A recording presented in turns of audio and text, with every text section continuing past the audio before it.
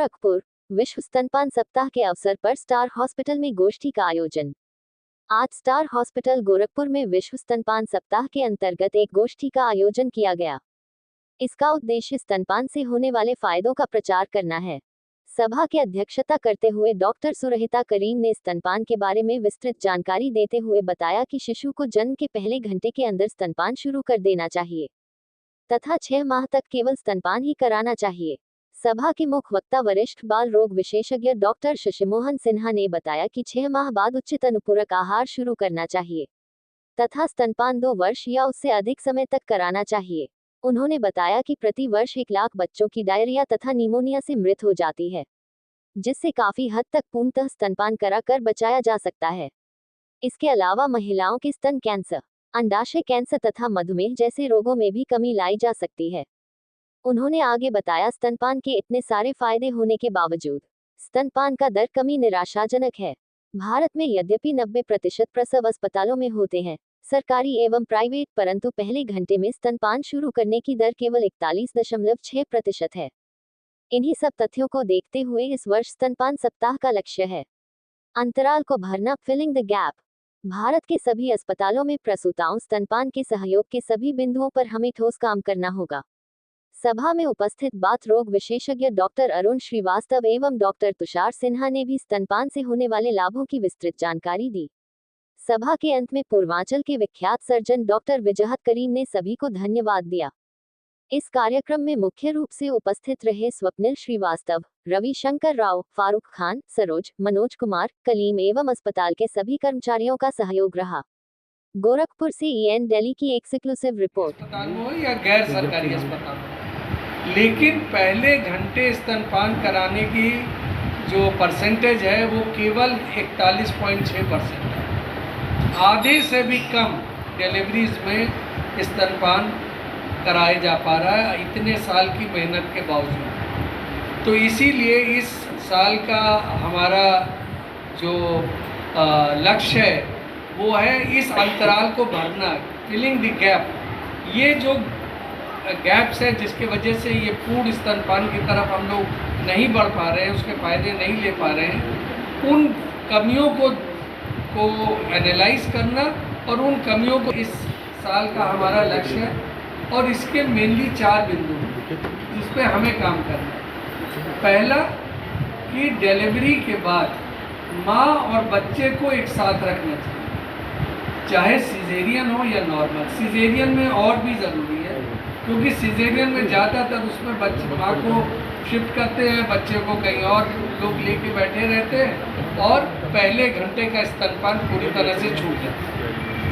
तो करना ये चाहिए कि जैसे ही प्रसव के बाद बच्चे का ज़रूरी काम हो गया, तुरंत बच्चे को स्किन टू स्किन माँ से लगाते हैं और ये काम 1 घंटे के अंदर होना चाहिए और उससे फिर हम लोग स्तनपान 1 घंटे के अंदर शुरू करेंगे। सेकंड, हर अस्पताल में जहाँ पे डिलीवरीज हो रही, जैसे हमारे अस्पताल में जितनी डिलीवरीज होती है, तो हमारे वहाँ जितने स्वास्थ्य कर्मी हैं जो डिलीवरी और माँ की देखभाल से जुड़े हैं, वो पूरी तरह से स्तनपान कराने के लिए प्रशिक्षित हैं। तो अब देखना ये होगा कि उन सारे अस्पतालों में जहाँ डिलीवरी हो रही है, चाहे सरकारी हो, गैर सरकारी हो, ग्रामीण स्वास्थ्य केंद्र हो या शहर के महिला चिकित्सालय हो, उन सब में हम लोग को ये देखना है कि जितने भी लोग जुड़े हुए हैं प्रसव से, उन सबको मिलना चाहिए पूरी तरह से सफल स्तनपान कराने। और तीसरी चीज़ जो है कि ये डब्बे का जो अनावश्यक प्रयोग है उसको हम लोग को पूरी तरह से कम करना चाहिए। और चौथी चीज़ कि गर्भवती महिलाएं जब चेकअप के लिए आती है डॉक्टर को, तभी से उनको स्तनपान के प्रति उनको समझाना चाहिए, उसके महत्व को बताने चाहिए, ताकि वो खुद प्रेरित रहें और खुद स्तनपान कराने के लिए तैयार रहें और फैमिली के सपोर्ट। ज़्यादा ना होता क्या है, बच्चों के डॉक्टर का खुद का जानकार होना बहुत ज़रूरी होता है, पहली चीज़। और इसमें देना पड़ता है बहुत समय और पैसा वैसा नहीं मिलता है इसमें, ये बात जान लीजिए। घंटा घंटा भर लग जाता है माँ को समझाने में, घर वालों को कन्विंस करने में। तो ये जानना चाहिए घर वालों को भी कि इस डॉक्टर को क्या हो गया है, ये क्यों इतना परेशान है हमारे बच्चे को दूध पिलवाने में, और मना कर रहा है कि बोतल का दूध ना पिलाओ, पाउडर का दूध मत खरीदो, एकदम मत खरीदो इसको।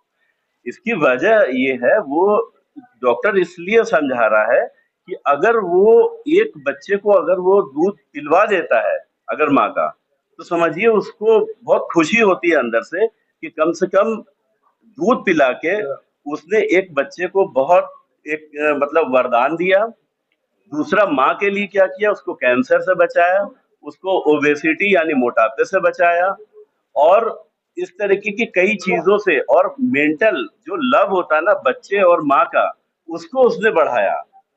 तो इसीलिए तो कहते हैं ना, देखिए आप लोग जो बार बार जो बॉटल फीडिंग और पाउडर का दूध के लिए कर रहे हैं, हम लोग बहुत अगेंस्ट है, एकदम बहुत ही ज्यादा उल्टा। क्योंकि हम लोग चाहते ही नहीं कि बॉटल के दूध की कहीं से बात ही हो, क्योंकि एक और हम लोग प्रमोट कर रहे हैं और एक विलेन जो है उसको हम लोग फोकस कर रहे हैं।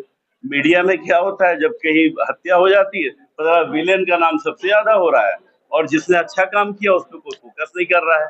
तो हमें ये हफ्ता हमें अपने इस अच्छे काम के लिए लगाना है, और हम लोगों को इतना प्रचार प्रसार करना है कि हमें ऐसी कोई चीज के बारे में डिस्कशन नहीं करना है। हाँ, अगर किसी को कंफ्यूजन है तो जरूर से दूर करना है। तो कुल मिला के केवल और केवल माँ का दूध पिलाइए, बच्चे के लिए भी अच्छा है और माँ के लिए भी अच्छा है, और दोनों के बॉन्डिंग के लिए भी अच्छा है, और पूरे परिवार के लिए भी, क्योंकि न तो इसमें बर्तन धोना है आपको, न उठना है, न कहीं जाना है। माँ उठी, फटाक से दूध पिलाया, तुरंत जो है उसे सुला दिया। हाँ, दूध पिलाने के बाद थपकी देना नहीं भूलना है, क्योंकि वही है सबसे ज्यादा जरूरी। क्योंकि अगर थपकी नहीं दिया तो बच्चा अगर उल्टी कर देगा तो ये खतरा हो सकता है। हाँ, ये जानकारी सब माँ को रखना चाहिए कि जब भी पिलाएं दूध उसके बाद दे थपकी, और थपकी दिलाने के बाद जब 2 बार डकार ले ले उसके बाद ही सुलाएं उसे। ठीक है, इन सब बातों के साथ धन्यवाद। आप लोगों का स्वागत है कि आप ब्रेस्ट फीडिंग वीक को सक्सेसफुल बनाएं, सभी और प्रचार करें, सभी घर के मेंबर्स को इसके बारे में बताएं। धन्यवाद। ये विश्व स्तनपान सप्ताह हम लोग हर साल मनाते हैं, और ये WHO की तरफ से निर्देशित है और इंडियन एसोसिएशन ऑफ पीडियाट्रिशियंस के द्वारा भी ये मनाया जाता है। तो आज ये स्टार हॉस्पिटल हर साल की तरह इस साल भी एक संयुक्त हम लोगों का संयुक्त तत्वावधान में ये गोष्ठी का आयोजन होता है, जिसमें हम चाहते हैं कि जो आम जनमानस है उनके अंदर ये अवेयरनेस जनरेट किया जाए कि स्तनपान से क्या फायदे हैं, और हर साल WHO जो निर्देश करता है इस बारे में, उस बारे में लोगों को बताया जाए। विश्व स्तनपान दिवस सप्ताह हम लोग आयोजित करते हैं 1 से 7 अगस्त तक, और इसका उद्देश्य ही है स्तनपान से होने वाले लाभ को समाज के हर वर्ग तक पहुंचाना। और इसीलिए हम लोग 7 दिन अलग अलग स्थानों पर गोष्ठियां करते हैं और स्तनपान के महत्व को समझाते हैं।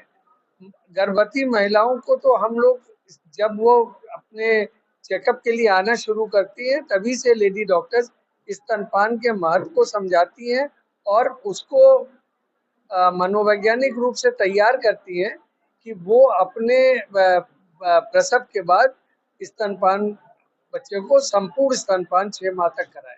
अमूमन देखा जाता है कि डॉक्टर होते हैं कि स्तनपान की दूध करते हैं, डॉक्टर कहते हैं कि माँ को एकदम स्ट्रिक्टली मना करते हैं, माँ का दूध नहीं।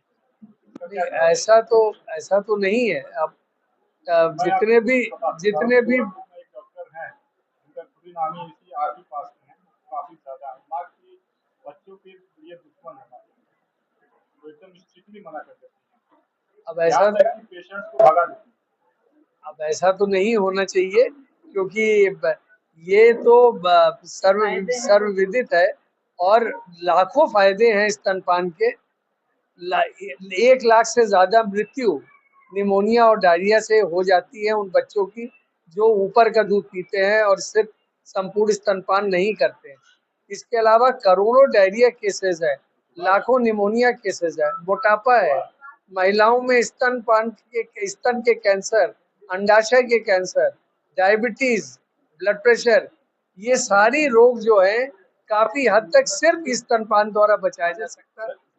1 लाख रुपए का खर्चा नहीं है। माँ को डराया गया है, तो आप इस पर कहिए कि नहीं इस तरह का माँ को डराने का कोई, हम लोग ने तो कभी माँ को हम लोग उत्साहित करते हैं, प्रेरित करते हैं स्तनपान के लिए, डराने का तो कोई प्रश्न ही नहीं है। और आप ये सोचिए इन सब बीमारियों पे भारतवर्ष सरकार 600 से 700 से 800 करोड़ रुपए इन बीमारियों पे खर्च करती है, और हम लोग स्तनपान को क्यों रोकेंगे? हम लोग को तो बढ़ावा देना है। इसी के लिए स्तनपान सप्ताह 20 साल से हम लोग मना रहे हैं। डॉक्टर एक सवाल ये है कि जब स्तनपान होता है उसके बाद जब बाहर का दूध देते हैं तो कौन सा दूध देना चाहिए? जो बाहर सेरेलैक वगैरह इस टाइप के दूध आते हैं जो प्रेशराइज्ड दूध होते हैं, या जो गाय और भैंस के होते हैं, उसमें किसको प्रेफरेंस देना चाहिए? देखिए, पहली बात तो ये कि स्तनपान कराने से 99.9% महिलाओं में अगर वो पहले घंटे से स्तनपान शुरू कराती हैं तो 99.9% महिलाओं को जो है वो आराम से दूध होता है। दूध 3 भागों में होता है। एक कोलोस्ट्रम आता है जो पहले कुछ देना होता है, और जितना माँ पिलाती है उतना उतना धीरे धीरे कोलोस्ट्रम बढ़ता जाता है। कोलोस्ट्रम की मात्रा 5 ml से 30 ml तक प्रति फीड होती है, और अगर बच्चे को अच्छे से पिलाएंगे तो उससे पूरा कोलोस्ट्रम बच्चे के अंदर जा रहा है। 3-4 दिन के बाद से ट्रांजिशनल मिल्क आता है, और हफ्ते 8वें दिन से पूरा मैच्योर मिल्क आना शुरू हो जाता है। तो ये बहुत ही रेयर होता है, बहुत ही अनकॉमन है। महिलाएं को कुछ अगर और प्रॉब्लम है जिसके वजह से फीड नहीं करा पा रही हैं, तभी हम लोग ऊपर के दूध के लिए हम लोग माँ को बोलते हैं। ऊपर के दूध जब अब देते हैं तो फिर डब्बे का दूध भी दे सकते हैं हम लोग। गाय का दूध यूजुअली अवॉइड करते हैं क्योंकि मिल्क इंटॉलरेंस का डर रहता है, और ऊपर का दूध भी तभी तक देते हैं जब तक कि फिर से माँ को दूध बढ़ नहीं जाता। एक बार माँ का दूध बढ़ जाता है तो उसको हटा देते हैं। उसको स्थायी रूप से प्रयोग करने के लिए हम लोग हमेशा से माँ को मना करते